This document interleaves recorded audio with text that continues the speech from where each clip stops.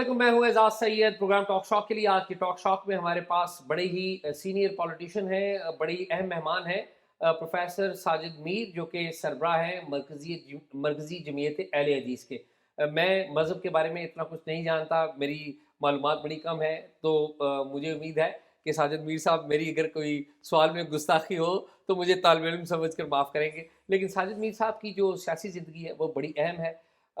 یہ کم و بیش 20-25 سال سے پاکستان مسلم لیگ نون کے ساتھ اتحاد کیے ہوئے ہیں، پارلیمنٹری پالیٹکس کے اندر ہے، لیکن ان کی زندگی کیسے بنی، پالیٹکس میں کیسے آئے، اور زندگی میں جو پولیٹیکل لائف میں جو کنٹروورسیز ہیں، آئیے ان سب موضوعات پر ان سے بات کرتے ہیں۔ ساجد میر صاحب، بہت شکریہ آپ بہت شکریہ آپ کا۔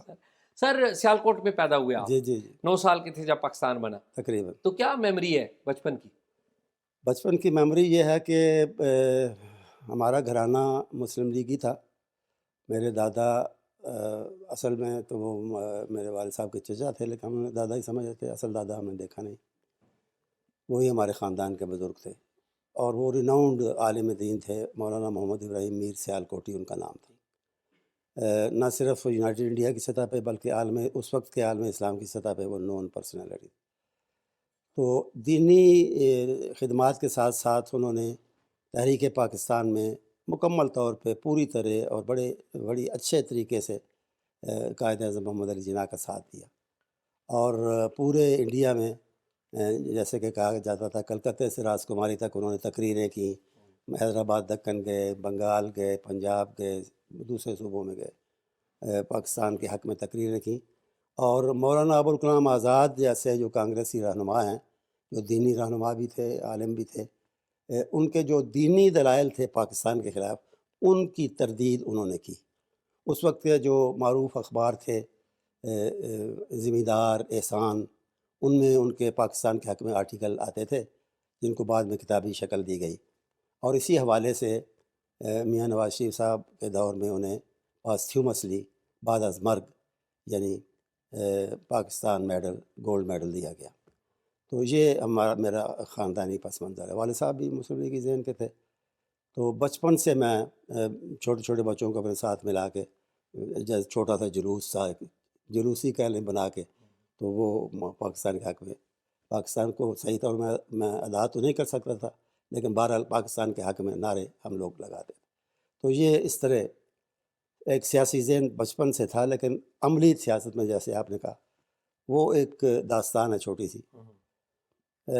جیسا عملی کہ سیاست میں تو میرے خیال میں آپ آئی جی آئی سے پہلے آ گئے تھے۔ آئی جی آئی کے زمانے میں تقریباً آیا تھا۔ ٹھیک، آئی جی اور آئی میں آپ کی پہلی جماعت جو تھی وہ مرکزی جمعیت اہل حدیث شروع سے اسی جماعت کے جی ساتھ اسی جماعت کے ساتھ میں رہا ہوں۔ پہلے لوکل سطح پہ سیالکوٹ کی سطح پہ اس کا جنرل سیکرٹری تھا، اس کے اور ساتھ ہی میں سینٹرل جو ورکنگ کمیٹی ہے، مولانا سید داؤد غزنوی معروف رہنما تھے، دینی اور سیاسی رہنما، پنجاب اسمبلی کے ممبر بھی کسی زمانے میں رہے، وہ اس کے صدر تھے، امیر تھے، تو ان کی ورکنگ کمیٹی میں بھی میں شامل تھا۔ تو بعد میں پھر ہوتے ہوتے پھر جنرل سیکرٹری بنا، پھر امیر بنا، صدر بنا، اب اسی حیثیت سے کام کر رہا ہوں۔ تو بعد میں یہ کر رہا تھا کہ ارلی نائنٹیز میں 1990 یعنی 92 میں غالباً امام کعبہ تشریف لائے تھے۔ ہم نے ایک بڑی کانفرنس کا لاہور میں اہتمام کیا، اقبال پارک میں، اور اس میں الائنس ہمارا چل رہا تھا مسلم لیگ کے ساتھ، نواز شریف صاحب کے ساتھ۔ تو اس میں نے کہا کہ جی انہوں نے کچھ دینی اقدامات میں کوتاہی کی ہے، نفاذ اسلام لانے میں، جو کہ پاکستان کا ابتدائی اور بنیادی نعرہ تھا قیام پاکستان کا۔ تو اگر 3 مہینے تک بھی یہ کچھ اقدامات ایسے نہیں کرتے تو ہم ان کے ساتھ الائنس جو ہے ختم کر دیں۔ نیکسٹ ڈے میاں صاحب نے as prime minister of Pakistan امام کعبہ کی، سعودی، آپ جانتے ہیں کہ سعودی شاہی خاندان سے اور ائمہ حرم جو ہیں ان سے ان کا ہمیشہ اچھا تعلق رہا ہے، تو انہوں نے امام صاحب کی دعوت کی گورنر ہاؤس میں۔ ہم ان کے چونکہ امیجیٹ میزبان تھے، ہمیں بھی بلایا، تو وہاں انہوں نے خود تو نہیں لیکن کسی سے کہلوایا، خود بھی تشریف فرما کے بیٹھے ہوئے تھے۔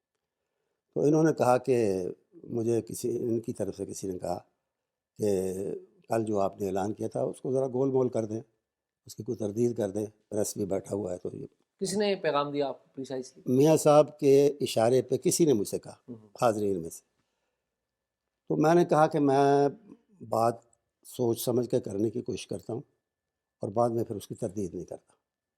میاں صاحب بولے کچھ نہیں، لیکن ان کا سرخ و سفید چہرہ جو ہے مزید سرخ ہو گیا غصے سے۔ یہ ہمارے تعلقات کی ابتدا تھی۔ اس کے بعد اسحاق خان نے ان کو نکال دیا، برخاست کر دیا۔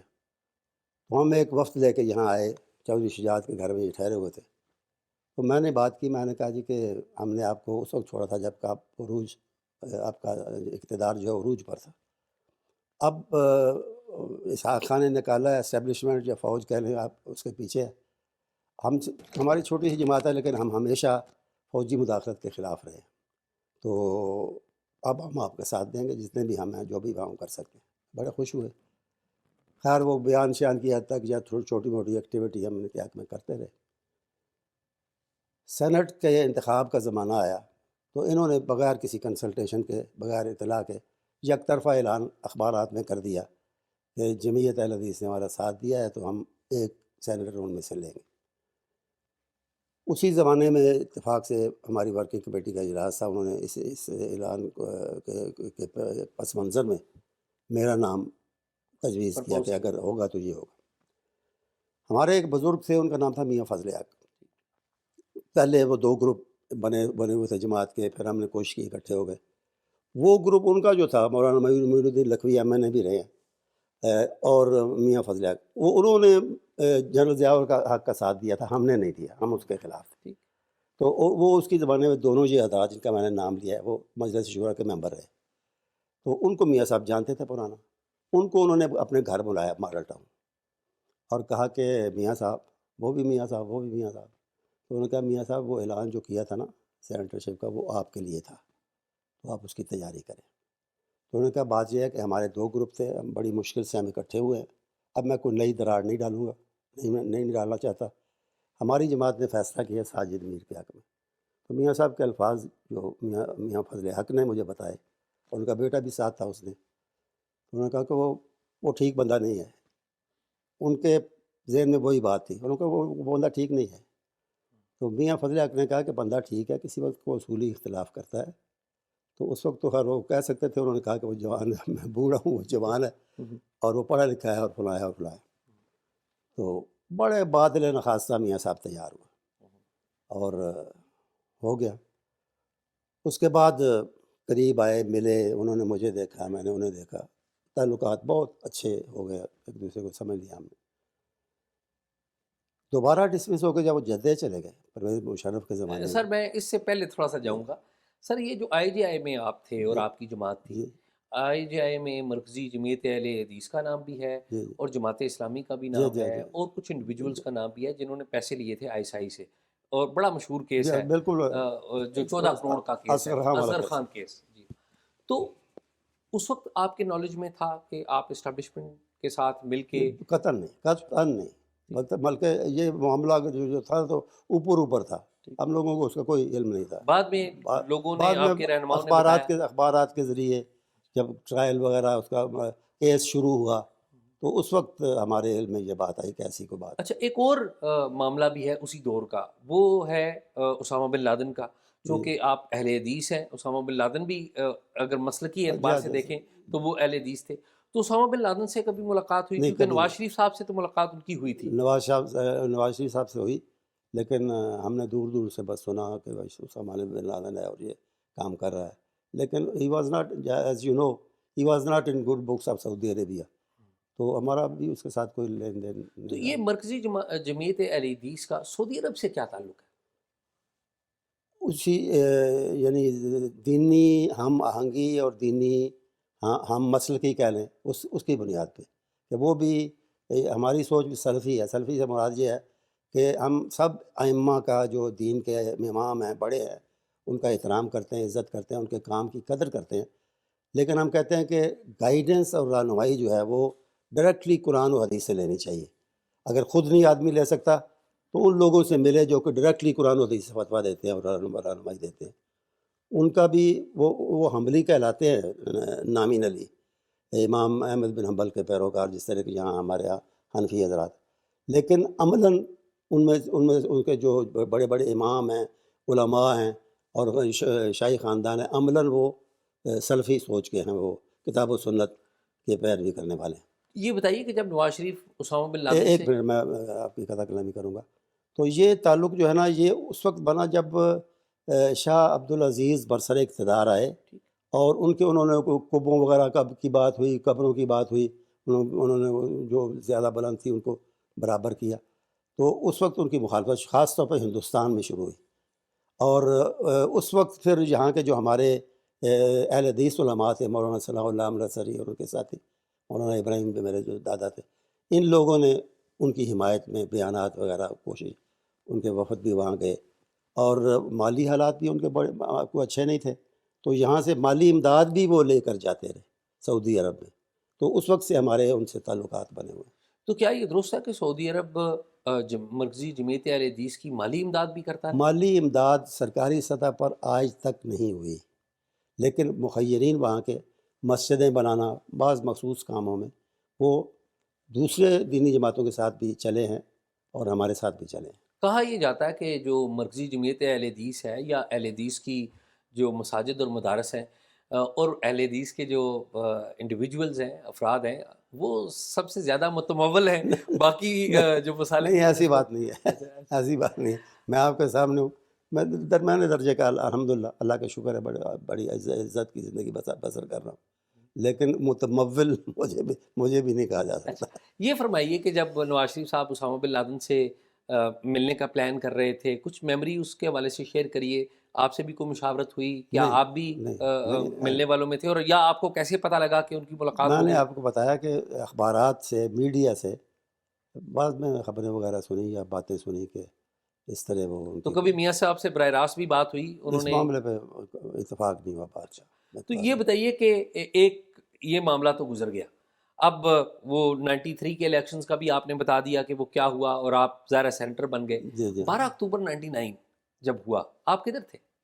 12 اکتوبر 99 میں یہاں تھا، اسلام آباد میں تھا، اچھا، اور یہاں سے پھر وہ بوریا بستر اٹھا کے جانا پڑا، کیونکہ سینٹ خلاف دستور اسمبلی کے ساتھ ساتھ سینٹ بھی ختم کر دی گئی تھی۔ تو اس وقت آپ کو کوئی گرفتار نہیں کیا گیا؟ کیا کیا گیا؟ کوئی گرفتار نہیں نہیں کیا نہیں گیا؟ نہیں، اچھا، کچھ پابند نہیں، کچھ سلاسل نہیں ہوئی؟ نہیں۔ میرا بیان شاید پہلا بیان تھا جو پرویز مشرف کے مارشاء اللہ کے خلاف آیا۔ مجھے فون بھی آیا سیالکوٹ کے ڈپٹی کمشنر کا، وہاں کے کوئی بریگیڈیئر کو تھے ان کا، کہ آپ کیا کر رہے ہیں؟ میں نے کہا جی میں نے بات کہا کہ دستور کے خلاف ہوا ہے جو کچھ ہوا ہے، اس کے علاوہ میں نے کچھ نہیں کہا۔ تو آپ اچھا، بہرحال وہ میں الحمدللہ کسی بہت بڑی مشکل سے نہیں گزرا۔ زیادہ سے زیادہ یہ ہوا کہ ایک تو 12 بندوں نے میرے سمیت سپریم کورٹ میں پٹیشن دائر کی تھی اس کو کے خلاف، ٹیک اوور کے خلاف۔ تو ان 12 کے بارے میں حکومت اس وقت کی پرویز مشرف کی یہ ثابت کرنا چاہتی تھی کہ they have not come to the court with clean hands, تو ان کے بارے میں پھر کھوج لگایا گیا۔ میرے بارے میں یہ کھوج لگایا گیا کہ میری سیالکوٹ میں 4 پراپرٹیز ہیں، اور میں نے 2 جو ہیں وہ کسی جگہ بعض پیپرز میں 2 ڈکلیئر کی ہیں اور بعض میں 2 مختلف کی ہیں، ٹوٹل 4 ہیں، لیکن میں 4 ایک جگہ میں نے ڈکلیئر نہیں کی۔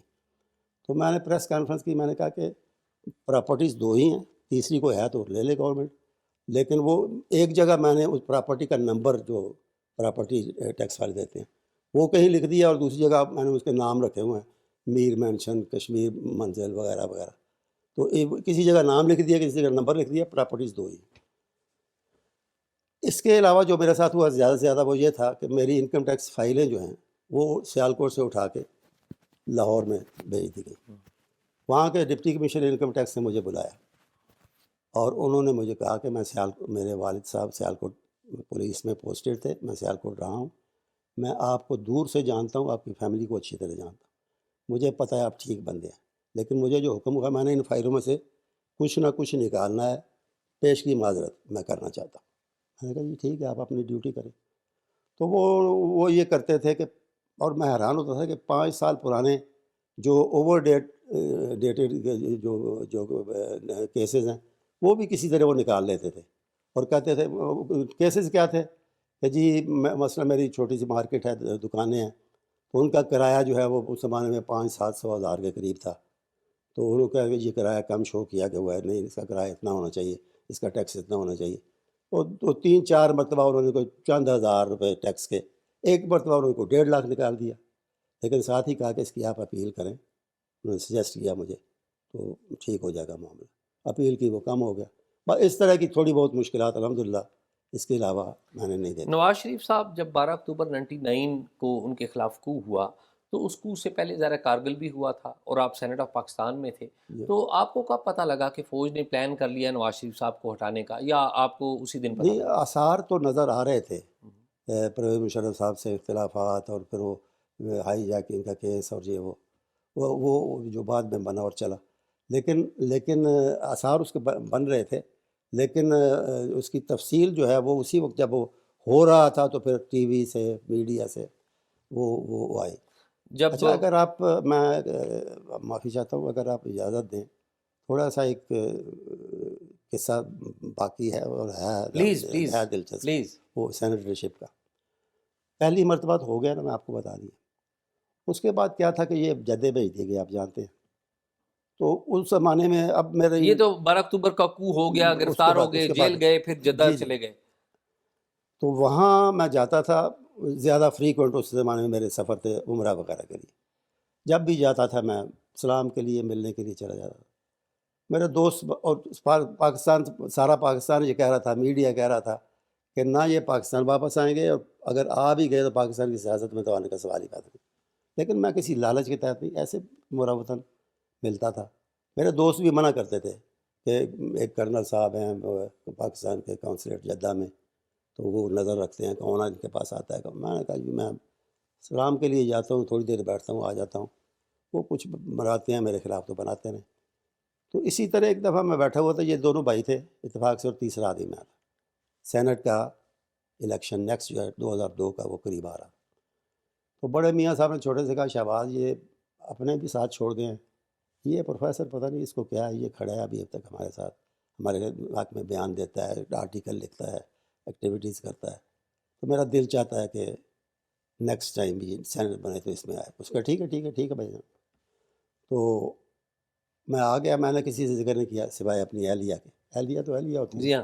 تو اور کسی سے میں نے ذکر نہیں کیا. جماعت سے میں نے بہرحال انتخاب کے لیے آیا. میرے دوست میرے پیچھے پڑ گئے، اب بات تو کریں سیٹ کی. میں نے کہا کیا بات کریں، 42 یا 43 ان کے ممبر ہیں پنجاب اسمبلی، 2 ممبر ان کے ہو سکتے ہیں، تو وہ اپنے بندوں کو کریں گے، مجھے کریں گے. تو تیسری چوتھی مرتبہ انہوں نے کہا تو میرے منہ سے نکل گئی. انسان تھا میں، منہ سے نکل گئی. میں نے کہا یہ ویسے جدے میں انہوں نے کہا تو تھا. کیا کہا تھا؟ میں نے کہا یہ کہا. انہوں نے کہا ابھی بات کرو. میں نے کہا ابھی تو نہیں کرتا، مجھے سوچنے دو. تو نیکسٹ ڈے میں نے فون کیا. میں نے پہلے تو اظہار افسوس کیا کہ آپ کی سیٹیں اچھی بلی آ رہی تھیں، وہ ختم کر دی گئی رات کے اندھیرے میں، چکر چل گیا دوسری طرف. تو مجھے الفاظ ان کے یاد ہیں. انہوں نے کہا دیکھ لو ساڈے نال کی ہو رہا ہے. تو میں اب سوچوں کہ نیکسٹ میں کیا بات کروں. چند سیکنڈ یا ایک آدھ منٹ خاموشی رہی. نواز شریف بات کر رہے ہیں آپ سے. ہاں جی، فون پہ خاموشی رہی. میں کچھ کہہ نہ سکا. بہرحال کچھ سوچنے کے بعد میں نے کہا میاں صاحب وہ جدے میں آپ نے ایک بات کی تھی، اتنا ہی میں نے کہا. انہوں نے کہا ہاں مجھے یاد ہے، 2 سیٹیں ہماری آ رہی ہیں، ایک آپ ہے ایک اسحاق ڈار ہے. بات ختم ہے. بہرحال ہو گیا دوسری مرتبہ. پھر تیسری چوتھی اور 5ویں مرتبہ ہے. نواز شریف صاحب کا جب نامینیشن پیپرز دینے کا وقت آتا ہے تو ان کا اپنا فون آ جاتا ہے، پروفیسر صاحب وہ کاغذ جمع کراؤ. تو چوتھی دفعہ میں بولا. میں نے کہا میاں صاحب میں نے آپ کو پیغام بھیجا تھا، ملاقات نہیں ہو سکی تو پیغام بھیجا تھا کہ میں اس دفعہ تیار نہیں ہوں، لیکن سیٹ ہماری جماعت میں رہے. تو 3 نام ہی میں نے آپ کو بھیجے تھے. انہوں نے کہا نہیں اور تسی ٹھیک ہو، تسی کاغذ جمع کراؤ. تو 5ویں مرتبہ میں نے پھر انکار نہیں کیا. میں نے کہا فائدہ کوئی نہیں. لیکن ایک فکرہ میرے منہ سے نکلا. میں کہا میاں صاحب یہ ابھی آخری دفعہ. ابھی آخری میں میاں صاحب وفات ہے، میں بھی تھوڑے نال کیتی ہے، تسی انتہا کر دیتی. وہ پہلے تو خوش ہو کے ہنسے، پھر کہتے ہیں با مربت آدمی ہے جو میں نے دیکھا ہے. تو کہنے لگے کہ اچھا جی تہاڈی ہے سوچ تو تہاڈی مہربانی. تو اس طرح معاملہ چلتا رہا ہے. نہ میں نے کبھی اپلائی کیا ہے، نہ میں نے کبھی ان کو کہا ہے، نہ میں نے کبھی ان کی فیس دی ہے، نہ میں نے کبھی ان کا فارم سائن کیا ہے. یہ تو سوچ وجہ کیا لگتی ہے نواز شریف صاحب کیوں محبت کرتے ہیں آپ سے؟ تین یعنی 3 حرفوں کا ایک لفظ ہے وفا. بس وہ اس وفا کی قدر کرتے ہیں، جو جیسا کہ میں نے بتایا نا کہ انہوں نے کہا کہ جی اپنے بھی ساتھ چھوڑ کے پرویز مشرف کے زمانے میں، لیکن یہ پیچھے نہیں ہٹا اور ہمارے ساتھ کھڑا رہا، اور اس کے علاوہ کوئی بات نہیں۔ نواز شریف صاحب نے تو آپ سے وفا کی انتہا کی، اور آپ نے بھی ظاہر ہے نواز شریف صاحب سے وفا کی، لیکن اس محبت میں، اس وفا میں آپ نہیں سمجھتے کہ آپ کی اپنی جماعت مرکزی جمعیت اہل حدیث اس سے تھوڑی سی بے وفائی ہو گئی ہے؟ وہ کس طرح؟ وہ اس طرح سے کہ کوئی اتنا منظم نہیں ہو سکا، پارٹی تقسیم ہو گئی، ابھی آج بھی حشام الہی ظہیر وہ تنقید کر رہے ہیں، ایاز ہیں وہ بھی تنقید کر رہے ہیں، نہیں، تو بات اس کو بات تو سنیں، زیادہ یہ جو مضبوط ہے نا، ہونا چاہیے یہ ہوتا ہے نا، ایک ہوتا ہے پارٹی میں گروپ، تھا۔ وہ گروپ رہے ہیں، جیسے میں نے پہلے کہا میاں فضل اللہ گروپ، اور ہمارے گروپ کو کہتے تھے علامہ احسان اللہ ظہیر گروپ، ان کے بعد میں آ گیا، تو ہم کوشش کی، ہم مل گئے، یہ تھے گروپ۔ یا یہ جماعت الدعوہ جو ہے، یا لشکر طیبہ کہہ لیں، جو جی ہاں، بھی اس کا نام ہے، حافظ سعید وہ ایک الگ اینٹی ہے، وہ ایک الگ جماعت یا گروپ ہے۔ یہ جن کا آپ نے نام لیا ہے نا، یہ گروپ نہیں ہے، یہ افراد ہیں۔ ٹھیک، افراد یعنی صحیح معنوں میں، اس لیے نہیں کہ کوئی ان کا ساتھ کسی رقابت کی وجہ سے، حقیقت یہ ہے کہ وہ افراد ہیں، ان کی کوئی جماعتی سٹینڈنگ نہیں ہے، تو اس لیے، اور نہ اس کی وجہ یہ ہے، نہ وہ کسی سیاسی اختلاف کی وجہ سے۔ ابھی شام کا آپ نے نام لیا ہے، وہ ترستا اور روتا رہا ہے اس بات پہ کہ نون کا ٹکٹ اسے مل جائے، اس کے لیے اس نے بھرپور کوشش کی ہے، جب نہیں تو پھر مخالفت پہ اترا، جب نہیں ملا تو اس لیے وہ سیاسی اختلاف بھی نہیں ہے، دینی مسلکی اختلاف بھی نہیں ہے، صرف وہ عہدے چاہتے ہیں، مرتبہ چاہتے ہیں، اپنی حیثیت سے زیادہ مانگتے ہیں جو ان کو مل نہیں سکا۔ تو سر ایسا نہیں لگتا کہ اب آپ کی جماعت عملی طور پر پاکستان مسلم لیگ نواز اہل حدیث گروپ، اہل جو حدیث ونگ جو ہے وہ یہ بن گیا یہ یہ کچھ اس طرح کی، آپ جیسے سوچ رکھنے والے بندے یہ کہہ سکتے ہیں، لیکن حقیقت یہ نہیں ہے۔ اچھا یہ بتائیے کہ جو مختلف گروپ تھے آپ کی مسلک کے اندر، ان میں ایک بہت اہم گروپ تھا، بہت اہم نام تھا حافظ سعید، اور مجھے ذاتی طور پہ پتہ ہے، ریکارڈ ہے اس کے اوپر کہ تھرو آؤٹ آپ کا اور ان کا نقطہ نظر مختلف رہا۔ حافظ سعید آج ظاہر جیل میں ہے، مستقبل دیکھتے ہیں، ریوائیو ہوتا دیکھتے ہیں کبھی بھی کسی بھی صورت میں حافظ سعید کی جماعت کو؟ ظاہر ہے ان کی ایک مطلب ان کی فکر سے اختلاف کیا جا سکتا ہے، لیکن انہوں نے اپنی جماعت کے لیے اور اپنے لوگوں کے لیے ٹائم تو دیا ہے۔ اچھا، بات یہ ہے کہ کچھ پابندیاں، جیسی بھی پابندیاں ہیں، جتنی بھی ہیں، ان سے پہلے یا ماضی قریب میں ان کا وہ زیادہ تر جہاد کے لیے کام کرتے تھے، یا لوگوں کو جمع کرتے تھے اپنے ارد گرد، اور اس کے ساتھ وہ جمہوریت کے، سیاست کے، موجودہ سیاست کے خلاف تھے، یہاں تک خلاف تھے کہ اسے کفر تک کہتے تھے کا درجہ دیتے تھے۔ لیکن بعد میں پتہ نہیں ان کے جو سرپرست ہیں ان کی طرف سے اشارہ ہوا یا کیا ہوا، سیاسی جماعت بنائی۔ کفر اسلام بن گیا، اور اسلام کفر بن گیا، اور جمہوریت جو ہے وہ جائز ہو گئی۔ تو ابھی چند دن پہلے نا ان کے صاحبزادے طلحہ صاحب میرے پاس آئے ہوئے، ہمیں مل کے چلنا چاہیے، یہ کرنا چاہیے، وہ کرنا چاہیے۔ تو میں نے کہا چل تو سکتے ہیں، کیونکہ کفر اب اسلام بن گیا ہوا، تو وہ ہنس پڑے وہ بھی۔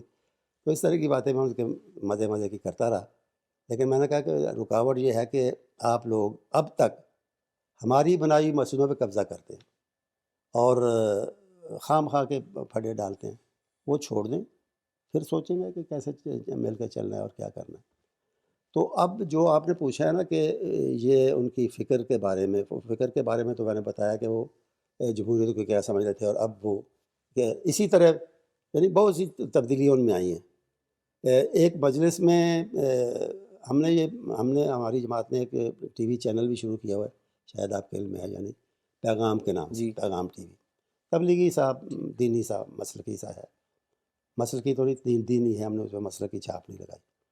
تو بہرحال اس کے شروع کرنے کے ابتدائی دنوں میں میری ایک ملاقات ہوئی، امیر حمزہ صاحب انہی کے جی جماعت کے جی، ہیں، اور شیخ یعقوب صاحب بھی ایک ان کے رہنما ہے۔ تو انہوں نے مجھے مبارکباد دی کہ آپ نے بڑا اچھا اقدام لیا۔ تو میں نے کہا آپ تو ٹی وی توڑنے والے ہیں اور ٹی وی کے مخالف ہیں، اسے شیطان کہتے ہیں، تو آپ مبارک کیسے دے رہے ہیں؟ تو امیر حمزہ صاحب نے تھوڑا شرمندگی سے کہا کہ اصل میں نا شروع میں ہم سے بعض معاملات میں مبالغہ ہو گیا تھا، چلو آپ کی سوچ جو ہے تو آپ ذاتی طور پہ سمجھتے ہیں کہ حافظ سعید اور ان کے جو ساتھی ہیں وہ اب غلطی سمجھتے ہیں کہ جو انہوں نے جہاد کا راستہ اختیار کر لیا تھا، نہیں، مار دھاڑ کا جہاد کو راستہ؟ غلطی نہیں سمجھتے.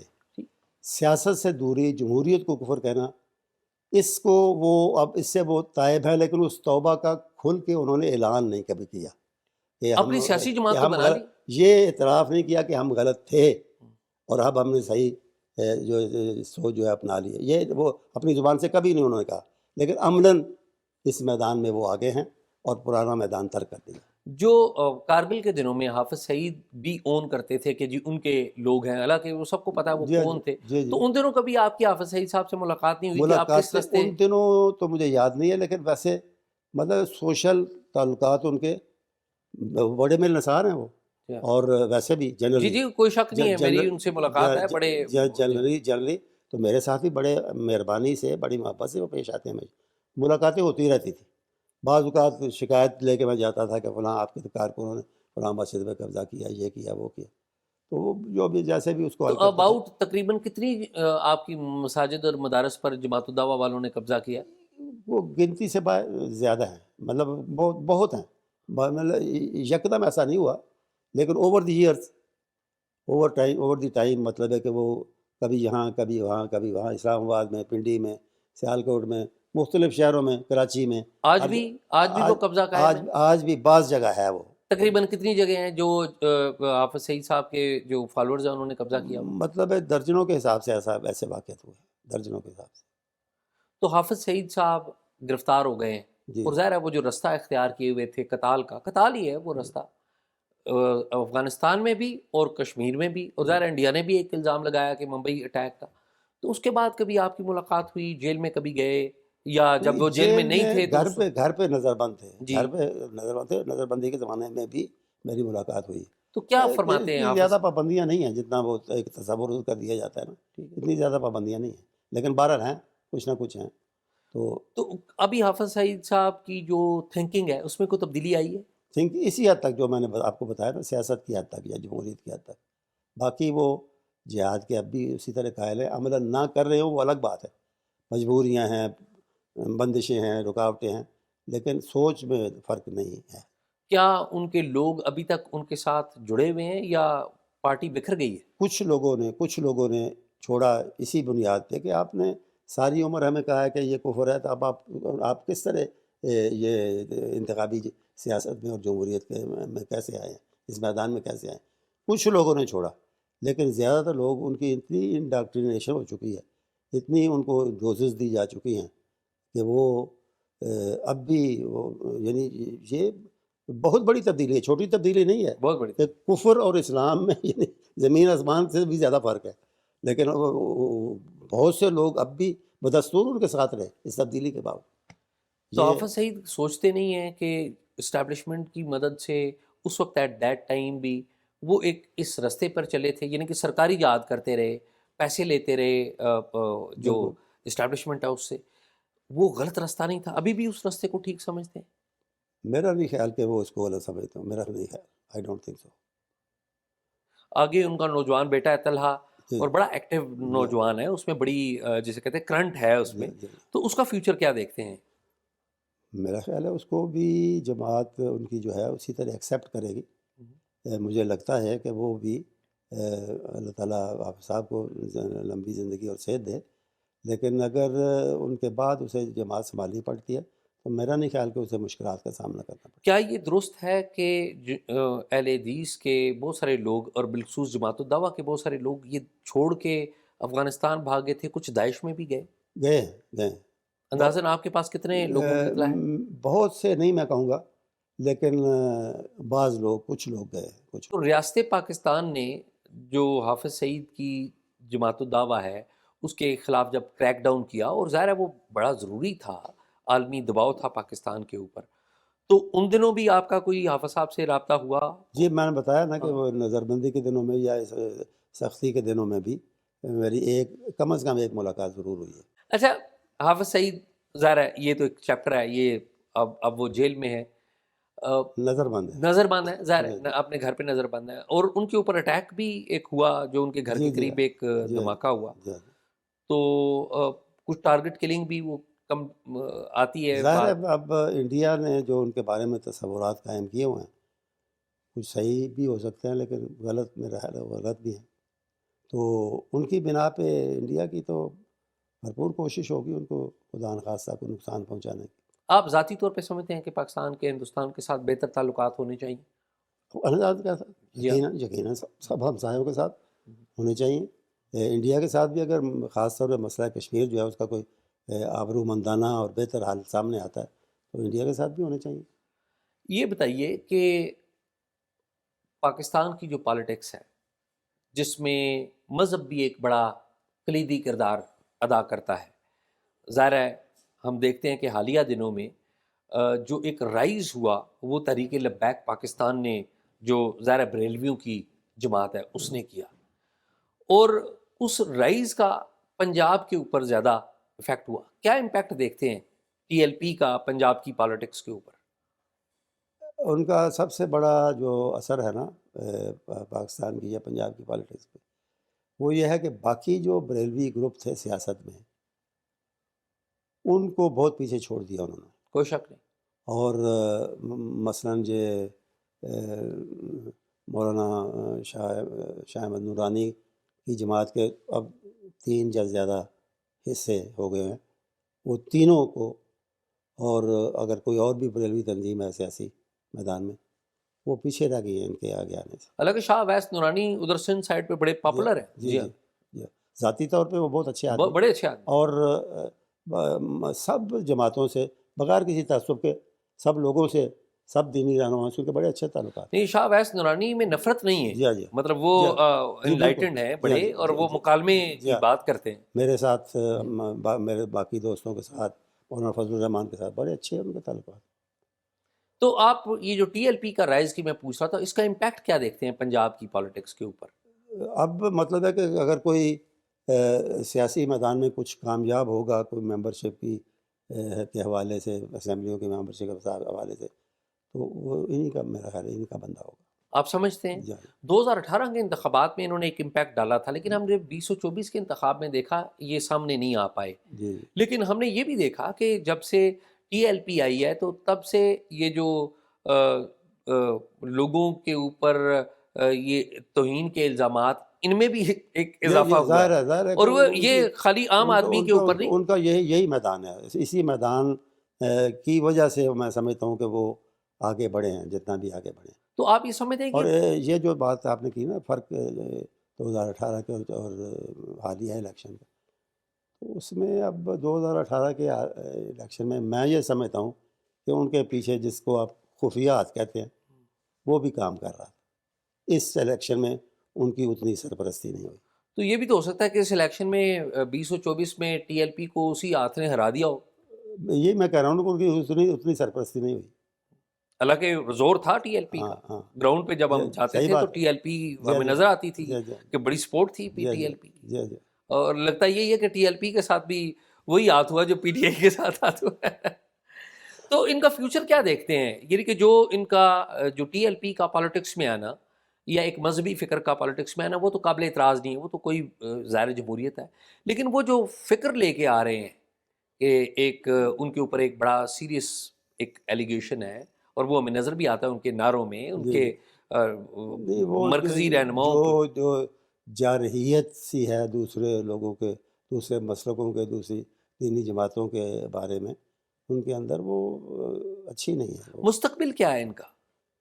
میرے خیال میں ایسی جماعتیں، میری اسیسمنٹ تو یہی ہے، میرا مشاہدہ یہی ہے پاکستانی سیاست کا، کہ ایسی جماعتیں کچھ دیر کے لیے پاپولر ہوتی ہیں، اس کے بعد وہ آہستہ آہستہ فضل آؤٹ ہو جاتی ہیں. لیکن ساتھ رضوی میں ہم نے دیکھا کہ اپنی پارٹی کو انہوں نے اکٹھا تو کیا ہے. جی جی. آپ انفرادی طور پہ سمجھتے ہیں کہ ان میں کیپیسٹی ہے کہ وہ آگے لے کے اس جائیں؟ میں ہمدردی کا پہلو بھی کیش کرا رہے ہیں نا وہ.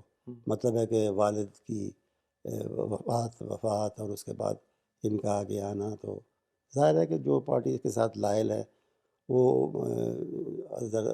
خادم حسین رضوی صاحب کو چاہتے تھے تو ان کے صاحبزادے کو بھی چاہیں گے. تو اس کا مطلب آپ یہ سمجھ رہے ہیں کہ یہ وقتی ان کا؟ میں یہ سمجھتا ہوں کہ یہ کچھ سالوں کی بات ہے. TLP بھی ہم نے ڈسکس کر لی. ایک اور معاملہ ہے جس کے اوپر آپ کی رائے، میں ماضی میں کچھ چیزیں میں نے پڑھی بھی ہیں اور وہ بڑی بڑی ایک بولڈ رائے ہے. یہ جو توہین کا قانون ہے، اور ظاہر ہے جی توہین کے قانون کے جی اوپر بہت سارے آپ کی جماعت کے اور آپ کے مسلک کے لوگوں کو بھی سزا، یہ توہین کے قانون پر درست عمل درآمد ہو رہا ہے پاکستان کے اندر؟ نہیں، قانون درست ہے، اس پہ عمل درآمد درست نہیں ہے. اور اس وجہ سے ہے کہ آپ دیکھیں اگر اینالائز کر کے کہ توہین رسالت کے قانون کی زد میں عیسائی یا دوسرے غیر مسلم جو ہیں، کوئی ایک آدھ ہندو بھی آیا ہوگا، دوسرے غیر مسلم اتنا نہیں آیا جتنا کہ مسلمان آئے ہیں، اور اکثر ان میں بے گناہ تھے اور وہ بے گناہ قرار بھی دیے گئے عدالتوں کی طرف سے. مسئلہ کیا ہے؟ میں یہ سمجھتا ہوں کہ قانون تو برقرار رہے، لیکن اس کے نفاذ کے لیے ایک طریقہ کار بنانا چاہیے. ہر ضلع میں، ہر ڈسٹرکٹ میں ہمارے ہاں یہ کمیٹیاں ہیں جن میں مذہبی لوگ اکٹھے امن کمیٹی کے نام سے وہ بنائی جاتی ہیں. تو اس طرح کی کوئی کمیٹی ہو جس میں سارے مسلک کے لوگ، دیوبندی ہیں، بریلوی ہیں، شیعہ ہیں، اہل حدیث ہیں، یہی چار، تو ان کی نمائندگی ہو ان کمیٹیوں میں ہر ضلع کے ڈسٹرکٹ کے لیول پہ.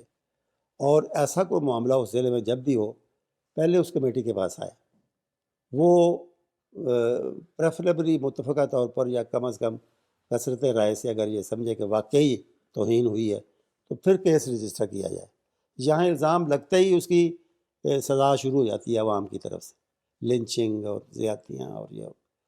تو اس کا میں یہی سمجھتا ہوں کہ میں اس کے لیے ایک کمیٹی کے پاس جانا چاہیے اور وہی فائل کرنے کی حقدار ہو، مجاز ہو، اگر وہ سمجھے کہ واقعی توہین ہوئی ہے. ورنہ وہی ان کو اس کیس کو ختم کر دیا جائے اور عوام کو سمجھا دیا جائے کہ توہین ہوئی نہیں، آپ کیوں پریشان ہیں. تو بیسیکلی آپ یہ کہہ رہے ہیں کہ اس کے عمل درآمد کا جو طریقہ کار ہے وہ بدلنا چاہیے. بدلنا چاہیے، قانون نہیں بدلنا چاہیے. یہ بتائیے کہ آپ کے ساتھ ایک اور بڑی دلچسپ کنٹروورسی وہ وابستہ ہے، تھوڑا سا ذکر بھی آپ نے ایک آدھ دفعہ کیا لیکن کبھی تفصیل سے ذکر نہیں کیا. 2017 میں نئے آرمی چیف کی اپوائنٹمنٹ کا جب معاملہ چل رہا تھا، جی جنرل راحیل شریف ریٹائر ہو رہے تھے، تو آپ نے ایک بیان دیا کہ جنرل باجوہ جو ہیں وہ قادیانی ہیں، احمدی ہیں، ہاں. جو بھی انہیں کہتے ہیں. تو اس سے ایک بڑا ایک ارتعاش پیدا ہوا اور آپ کو شاید علم بھی تھا کہ شاید جنرل باجوہ جو ہے آرمی چیف بننے جا رہے ہیں. تو یہ کہانی ہوئی کیسے؟ کس نے آپ کو یہ اطلاع دے دی؟ پہلے تو میں یہ ضرور کہوں گا کہ میں پہلے بھی آپ کی معلومات وسعت معلومات کا قائل ہوں، لیکن یہ جو آپ نکال رہے ہیں نا باتیں مختلف، اب یہ بھی میرا خیال ہے کہ بہت لوگوں کو، اگر لوگوں کا علم بھی ہے تو شاید وہ بھول گئے ہیں، جو انہوں نے نظر انداز کر دی. بہرحال آپ کا شکریہ، آپ نے یہ بھی پوچھ لیا.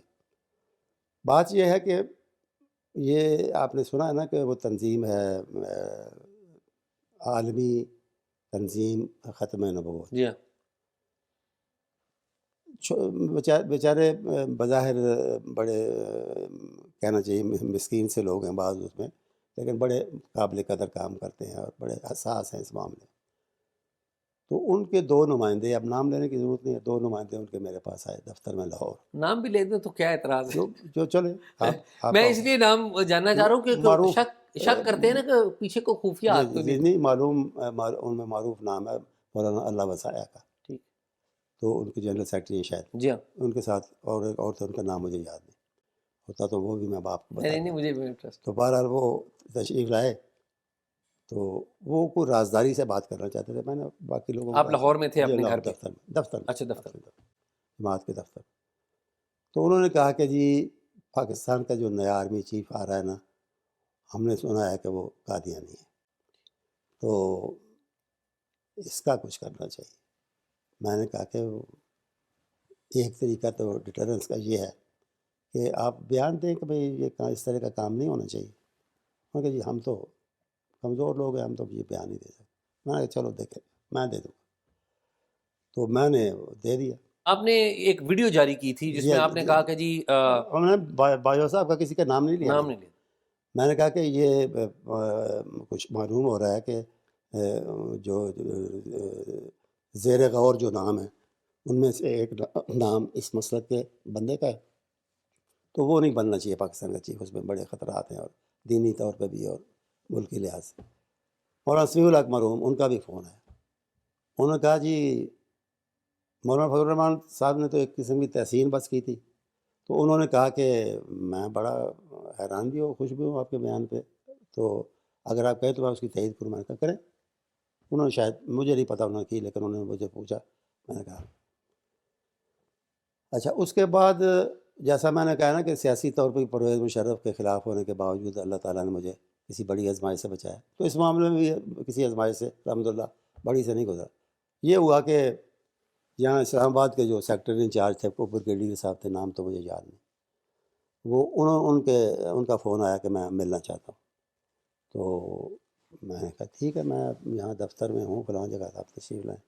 کچھ دیر بعد پھر وہ آپ نہیں آ جاتے، تو میں نے سوچا کہ اگر مجھے انہوں نے لے کے جانا ہے تو یہاں سے بھی لے جائیں گے، میں خود کیوں جاؤں۔ میں نے کہا جی آپ آ جائیں بہتر ہے۔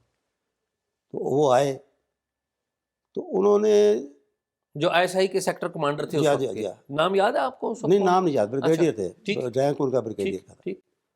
تو انہوں نے کہا کہ مجھے گلہ ہے، ہماری فوج کو گلہ ہے آپ سے، وہ میں کرنے کے لیے آیا۔ میں نے یہ فرمایا۔ انہوں نے کہا کہ آپ نے ہمارے پورے سسٹم پر سوالیہ نشان ڈال دیا ہے۔ ہمارا سسٹم یہ ہے کہ ہم بڑی چھان بین کرتے ہیں، تو ہر معاملے کی خاص طور پہ پروموشن ہوتی ہے، اور یہ تو بڑا حساس عہدہ ہے، تو اس کے لیے تو بڑی چھان بین ہوتی ہے۔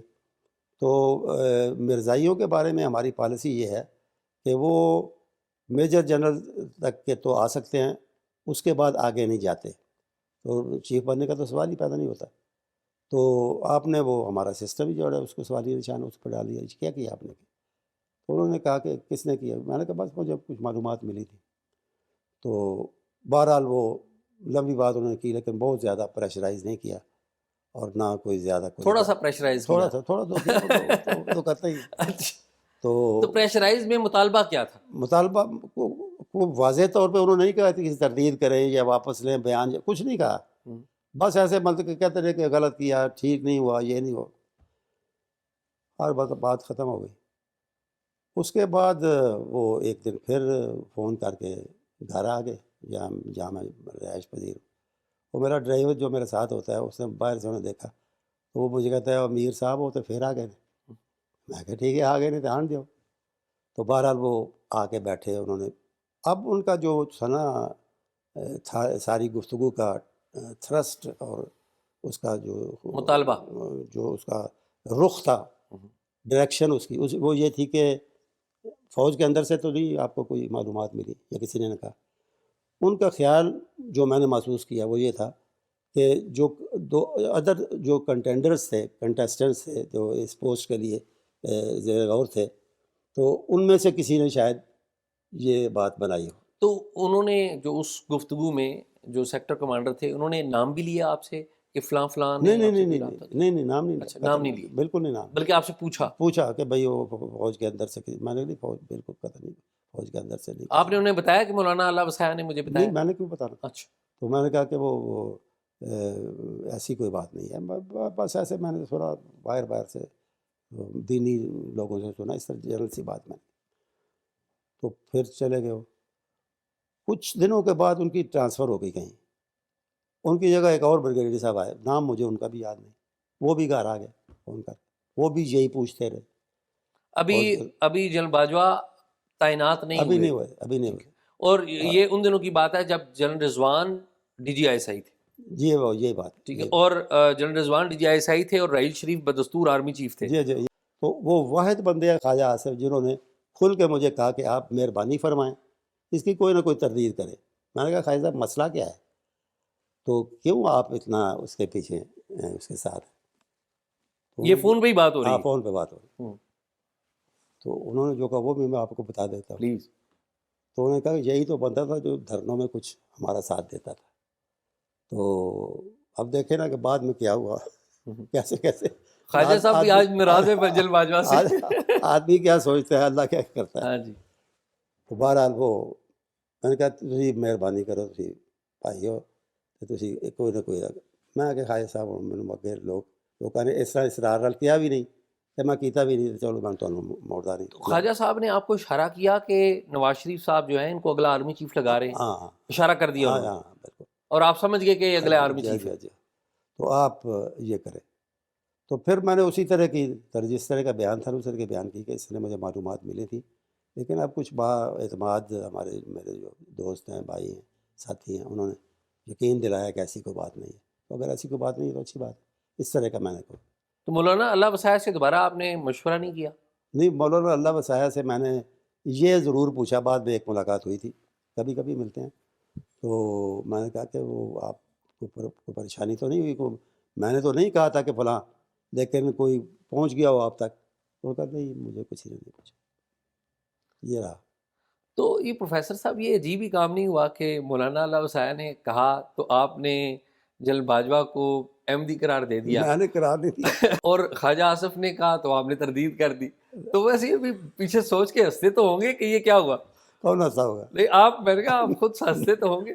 نہیں، اس میں ہنسنے والی کیا بات ہے؟ جنرل باجوہ سے بھی ملاقات ہوئی آپ کی جب جنرل باجوہ آرمی چیف بنے؟ میں ان کو یہ داد ضرور دوں گا کہ انہوں نے اس طرح کی کوئی جو ہے نا کیا اسے کہتے ہیں کہ کدورت یا کوئی بغض وہ نہیں رکھا دل میں.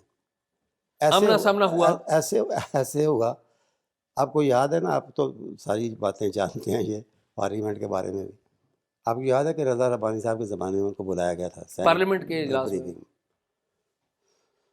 تو وہ تشریف فرما تھے اور انہوں نے ڈی جی ایم او جو ہے ملٹری آپریشنز، انہوں نے بریفنگ دی. اس کے بعد سوال شروع ہوئے. تو سوالات کے وقت یہ باجوہ صاحب درمیان میں تشریف فرما تھے اور دائیں بائیں ڈی جی آئی ایس آئی اور ڈی جی ایم او بیٹھے. ہر بندہ کہتا تھا، سوال کرنے والا اپنا نام بتاتا تھا، پھر سوال کرتا. تو میں نے بھی ہاتھ کھڑا کیا، ہینڈ ریز کیا اور سوال. تو میرا نام اناؤنس ہوا. جب نام اناؤنس ہوا تو باجوہ صاحب نے پہلے دائیں دیکھا، پھر بائیں دیکھا، اور تینوں یکدم ہنس پڑے کہ یہ وہی ہے. اچھا، وہ آپ نے سوال کیا سوال کیا؟ میں نے یہ کیا کہ یہ مسنگ پرسنس کے بارے میں. میں نے کہا جی بندوں کو آپ اٹھاتے ہیں، اٹھائیں، تفتیش کریں، اگر واقعی ملک دشمن ہے ان کو کٹہرے میں لائیں، سزا دیں. لیکن یہ جو ہے نا کہ مہینوں بلکہ سالوں تک بندہ غائب رہے، یہ ٹھیک نہیں ہے، قانون کے دستور کے خلاف ہے، اور طریقہ یہ نہیں ہونا چاہیے. تو بڑا گول مول کر نہیں، ہم ایسا نہیں کرتے، وہ 90 ڈیز کی لمٹ ہے. حالانکہ آپ کو پتہ ہے کتنی ابزرو کی جاتی. یہ سوال تھا، یہ اس کا جواب تھا. بعد میں وہ چائے کے کمرے میں گئے. نہیں ادھر کوئی بات نہیں انہوں نے کی، نہیں صرف مسکرائے. نہیں ہنسے، مسکرائے نہیں، ہنسے. چائے کے کمرے میں گئے. تو میں ایک سائڈ پہ تھا، تو یہ میری طرف آئے، ساتھ کے مشاہد حسین سے. تو یہ میں کہتے ہیں کہ اور ساجد صاحب ہوں بھی تسی مینوں مسلمان سمجھ دیو کہ نہیں؟ تو مشاہد صاحب نے فوراً لقمہ دیا، پروفیسر صاحب انہاں دے اسلام دا اعلان کرو، تسی بات ختم کرو گل. اب میں نے سوچا اگر میں ہاں کرتا ہوں تو ذرا کمزوری کی بات ہے، اور نہ کرتا ہوں تو وہ میں سمجھ چکا تھا کہ بھئی یہ مزاحی نہیں ہے، کم از کم مجھے یقین ہو گیا تھا. تو میں نے جواب دینے کے بعد زور سے میں ہنس پڑا. میں نے جواب کو ہاں نہ میں جواب نہیں دی، ہنس پڑا، بات ختم ہو گئی. تو اس کے بعد پھر یہ ایک دو میٹنگز ہوئی مدارس کے حوالے سے. میں اپنی جماعت کا امیر یا صدر ہونے کے ساتھ ساتھ ہمارا جو وفاق المدارس ہے، جو امتحان لیتا ہے اور ایگزامننگ باڈی کہہ لیں اسے، اور سلیبس وغیرہ بناتا ہے دینی مدارس، ہمارے مدارس، اس کا بھی ہیڈ مجھے بنایا گیا، صدر وفاق المدارس. تو اس حوالے سے اس میٹنگ میں، یہ مدارس کی میٹنگ تھی، اس کے حوالے سے انہوں نے فوجیوں نے ایک دو میٹنگز کی ہیں پچھلے دور میں، جی ایچ کیو میں جو میٹنگز ہوئی تھی. تو اس میں انہوں نے میرے بارے بڑے اچھے الفاظ استعمال کیے پبلکلی سامنے سے. بات ہو رہی تھی مطلب کہ مولویوں کو بھی پڑھا لکھا ہونا چاہیے. تو یہ دیکھ رہے یہ ساجد میر صاحب بیٹھے ہوئے، یہ شاید ایم اے، پتہ نہیں انہوں نے پڑھا ہوگا، دیکھا ہوگا نا، میں کچا چٹ. تو یہ ایم اے انگلش انہوں نے کیا ہوا، پتہ نہیں کیا کیا ہوا. تو یہ مولوی بھی ہیں. تو اس طرح ہونا چاہیے، مطلب یہ ان کا رویہ رہا. میں اس کو اپریشیٹ کرتا. کبھی انڈیویجول ملاقات بھی ہوئی؟ نہیں. آپ نے بہت سارے آرمی چیف بھی دیکھے، جنرل اسلم بیگ کو دیکھا، جی آئی جے آئی کے دنوں کی بات ہے. جنرل اسلم بیگ کے بعد آصف نواز کو دیکھا، جنرل وحید کاکڑ کو دیکھا، پھر جہانگیر کرامت آئے اور پھر مشرف آئے، اور مشرف کے بعد کیانی کے بعد راحیل شریف اور جنرل باجوہ، اور آج عاصم منیر ہے۔ تو ان جو جتنے بھی آرمی چیفس آپ نے دیکھے، ان سب میں بہتر آدمی کون سا لگا؟ میں نے تو دور سے دیکھا نا جی، لیکن ظاہر ہے آپ سرکار میں ہوتے جی تھے جی یا اپوزیشن میں جی ہوتے تھے، جی جی تو چیزیں تو آپ جی جی دیکھتے ہی کچھ تھے۔ نہ کچھ تو سن کے، کچھ دیکھ کے، کچھ نہ چیزیں تو سامنے آتی تھی، لیکن بہت زیادہ نہیں۔ میں نے کوئی ایسا دعویٰ نہیں کرتا کہ بہت قریب سے میں انہیں دیکھ رہا تھا یا جان رہا تھا۔ بہرحال میں سمجھتا ہوں اپنی اپنی ہر ایک کی خوبیاں خامیاں انسان میں ہوتی ہیں، لیکن میرے علم کے مطابق مطلب ہے کہ جہاں تک ہے نا اپنی سروس کا، اس کی ایکسٹینشن کا، اور اس پوسٹ کو حاصل کرنے اور پھر جمے رہنے کا، وہ تو میرا خیال ہے سب میں کامن چیز ہے، اس میں تو زیادہ فرق کسی میں مجھے نظر نہیں آیا۔ اور لیکن ایز اے مین یا ایز اے کمانڈر میں کہوں گا کہ کوئی ایک نام میں نہیں لوں گا، لیکن راحیل شریف صاحب ایک امیج انہوں نے کم از کم، حقیقت کیا ہے اس امیج کے مطابق کیا امیج جائے ہی گا، ہے۔ امیج بہرحال میں اسی لیے میں نے یہ لفظ استعمال کیا، امیج ان کا جو ہے نا وہ بنا یا بنایا گیا ان کے بارے میں، ایک ان کی پرسنالٹی کے گرد ایک جو ہے نا حالہ ایک بنایا یعنی کہ گیا۔ آپ پورا کریڈٹ دے رہے ہیں جن عاصم سلیم باجوہ کو اور آصف غفور صاحب کو، کہ انہوں نے ایک امیج بڑا زبردست، ڈی جی آئیز پیار تھے نا ان دنوں جی جی میں، جی تو جی پورا کریڈٹ ظاہر جی ہے ان کا جاتا جی ہے کہ انہوں نے ایک بہرحال بنا، باقیوں کی نسبت بہتر بنا امیج ان کا۔ یہ ایک عجیب بات نہیں ہے کہ جب آپ نے تردید کر دی، جنرل باجوہ آ گئے، آرمی چیف آ گئے، اور وہ آپ کے ساتھ بڑے اچھے رہے۔ ویسے میں نے جنرل باجوہ کے ارد گرد جن لوگوں سے ملتے رہے، وہ بڑی تعریف کرتے ہیں جنرل باجوہ کی، کہ بڑے کھلے دل کے آدمی ہیں، اور وہ ہمیں بہت ساری چیزیں نظر بھی آتی ہیں۔ تو یہ ایک عجیب بات نہیں ہے کہ آتے ساتھ انہوں نے جو پہلی بڑی جو جسے کہتے ہیں وکٹ گرائی، وہ جنرل رضوان کو گھر بھیج دیا جو ایس آئی چیف تھے، جی اور پھر جو D G I S P R تھے عاصم سلیم باجوہ، جی وہ بھی ہم نے دیکھا وہ بھی گھر چلے گئے۔ تو کہیں ایسا تو نہیں ہے کہ مولانا اعلیٰ وسایہ کے پیچھے جنرل رضوان کا کوئی خفیہ ہاتھ، نہیں یا نہیں نہیں، میں کہیں ایسی بات تو نہیں تھی؟ اللہ وسایہ کے علم و اطلاع کے بغیر اس سے اس طرح کا کوئی کام لیا جائے تو ممکن ہے، ورنہ جتنا میں ان کو جانتا ہوں وہ ایک اچھا بندہ، شریف انسان ہے، ان کو یعنی دیدہ دانستہ طور پہ استعمال نہیں کیا جا سکتا۔ لیکن کسی کی نیک نیتی کو بھی تو غلط استعمال کر سکتے ہیں جی نا۔ جی، میں کوئی اسی کہتا ہوں کہ اس کے علم کے بغیر اگر اسے کر دیا ہو تو میں نہیں کہہ سکتا، لیکن دیدہ دانستہ نہیں اس کو کوئی استعمال۔ آپ کو کبھی کسی نے نہیں بتایا کہ جنرل رضوان جو ہے ان کو برطرف کیا گیا، شاید اس کی وجہ یہ تھی؟ نہیں نہیں، میرے ساتھ کوئی بات نہیں، ایسی بات کوئی نہیں ہوئی۔ یہ بتائیے کہ نواز شریف صاحب کا تقریباً یہ جو 3 دفعہ آئے ہیں اقتدار میں، اور تینوں دفعہ وہ وقت سے پہلے فارغ بھی ہوئے، تینوں دفعہ آپ نے دیکھا قریب سے آپ نواز شریف صاحب کو جانتے ہیں، اور اتنی محبت کہ وہ آپ کو ہمیشہ سینیٹر بناتے ہیں۔ ابھی تک تو کوئی اتنی دفعہ 5 دفعہ سینیٹر نہیں بنا، صحیح آپ ہی بات، بنے، آپ اونلی سینیٹر ہیں صحیح جو بات۔ اتنی دفعہ۔ تو کیا دیکھتے ہیں کہ غلطی میاں صاحب سے کیا ہو جاتی ہے؟ یعنی ہماری ملٹری اسٹیبلشمنٹ کا تو مسائل ہیں، اس میں جی تو کوئی جی شک ہی نہیں نا، جی، کہ وہ ہمارے فوجی بھائی جو ہیں وہ تو سمجھتے ہیں اپنے آپ کو۔ اگر سادہ لفظوں میں اس کا جواب دوں تو وہ یہ ہوگا کہ آدمی تھوڑی بہت غیرت رکھنے والا ہو یا اپنی سوچ رکھنے والا ہو، اس پہ دباؤ ڈالنا کسی طاقتور کا، وہ کچھ عرصے تک تو کام کرتا ہے، اس کے بعد اس کی غیرت کبھی نہ کبھی جاگتی ہے، اور وہ سوچتے ہیں کہ کیوں مجھے ڈکٹیشن دی جاتی ہے ہر دفعہ، اور کیوں مجھے اپنی مرضی کے مطابق چلایا جاتا ہے، میری مرضی نہیں ہے، میری سوچ نہیں ہے۔ میں سمجھتا ہوں یہی مسئلہ ہے، اس کے علاوہ کوئی مسئلہ نہیں، کہ وہ ایک مقام پہ آ کے نہ آدمی رک جاتا ہے کہ بس ریڈ لائن، نو مور، اس سے آگے میں نہیں مانوں گا بھائی آپ کی بات، کیونکہ وہ میری سمجھ میں نہیں آتی۔ نواز شریف صاحب کا مستقبل کیا دیکھتے ہیں سیاست میں؟ آلدو یہ تو ان کا لاسٹ اننگ ہی اگر دیکھیں ایج کے اعتبار سے بھی، جی جی بیٹی بھی ظاہر ہے پالیٹکس میں آئی، جی، تو کیا ان کا میاں صاحب کا فیوچر کیا دیکھتے ابھی تک وہ اگر بادشاہ نہیں تو بادشاہ گھر تو ہیں، ہیں؟ اور میں سمجھتا ہوں کہ اس حیثیت سے شاید ہی انہیں پیچھے کیا جا سکے۔ مریم نواز وہ بھی ہمارے سامنے ہیں، اور شہباز شریف بھی ہمارے سامنے ہیں۔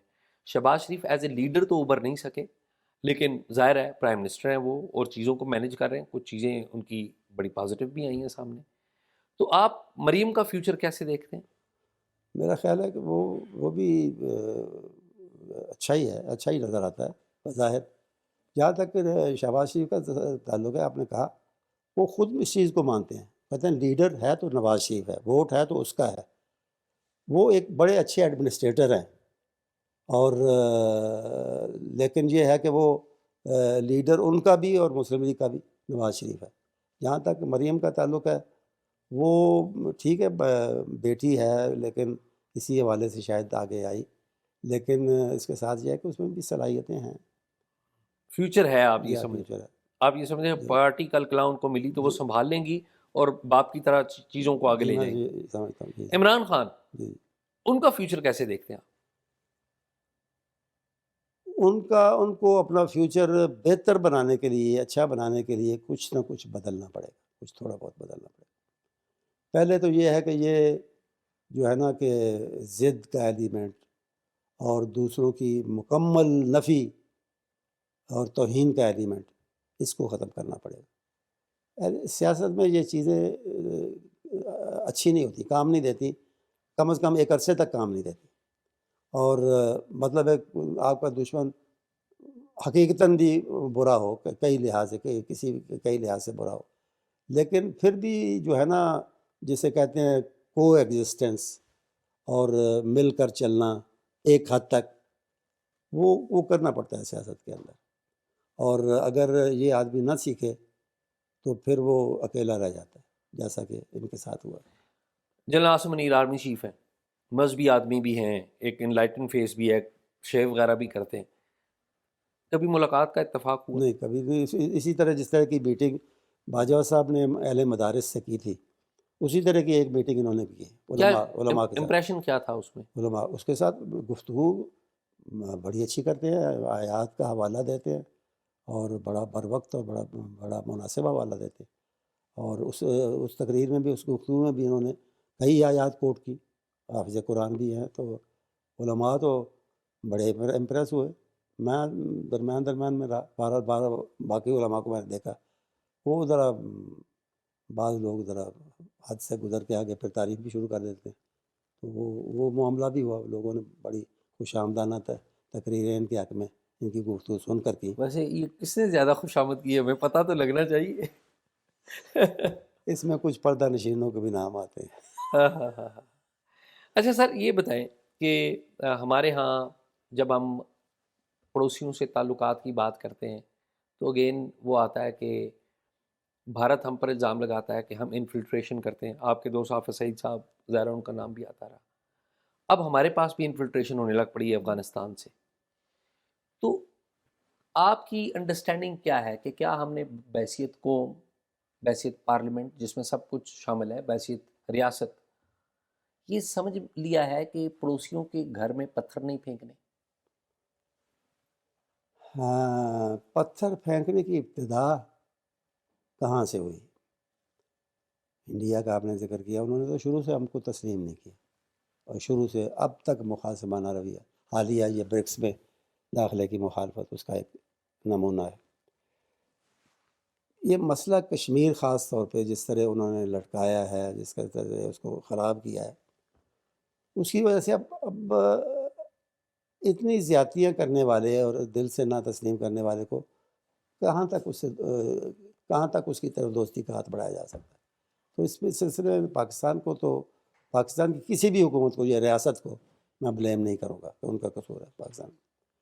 افغانستان کا معاملہ بھی آپ دیکھیں کہ ان کی جائز ناجائز، اچھی بری، جتنی بھی سرپرستی، مدد، تعاون، بیکنگ، پشت پرائی، جو بھی ہوا سب کچھ ہوا، لیکن اس کے بعد وہ یہ پاکستانی طالبان جو کہلاتے ہیں، ان کے دفاع میں انہوں نے پاکستان کا ساتھ اس طرح نہیں دیا جس طرح دینا چاہیے تھا۔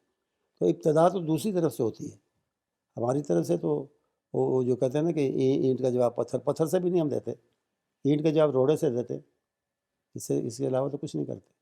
آپ نہیں سمجھتے کہ آج کی جو سیاست ہے اس میں سیاستدان اپنی اسپیس کو سرنڈر کر گئے ہیں اور اسٹیبلشمنٹ آگے آ گئی ہے؟ بالکل آگے آئی ہے، اور اس میں بہت بڑا قصور جو ہے وہ عمران خان صاحب کے رویے کا ہے۔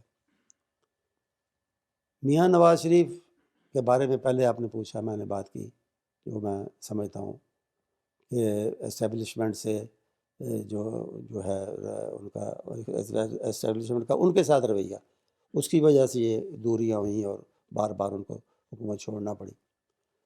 تو وہ انہوں نے ایک سٹینڈ لیا ہوا تھا، اور خاص طور پہ پچھلے دور میں انہوں نے جو سٹینڈ لیا اس کی وجہ سے، میں یہ تو نہیں کہتا کہ وہ ایسے اسٹیبلشمنٹ کی حکمرانی اور اس کا جو تسلط وہ ختم ہو جانا تھا، لیکن اس میں کمی، ایک خاصی کمی آ سکتی تھی.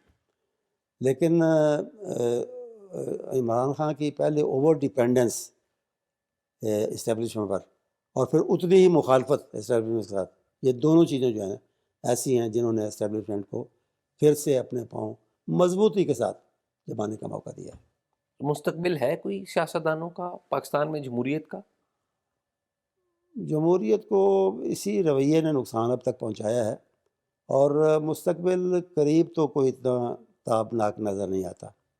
لیکن خوش فہمی سے کہہ لیں، کچھ بھی کہہ لیں، میں یہ سمجھتا ہوں کہ with the passage of time یہ اثرات جو ہیں، یہ پاکستان مداخلت کے اور تسلط کے، یہ چیزیں ختم ہوں گی، کم از کم بہت کم ہوں گی اگر ختم نہیں ہوتی.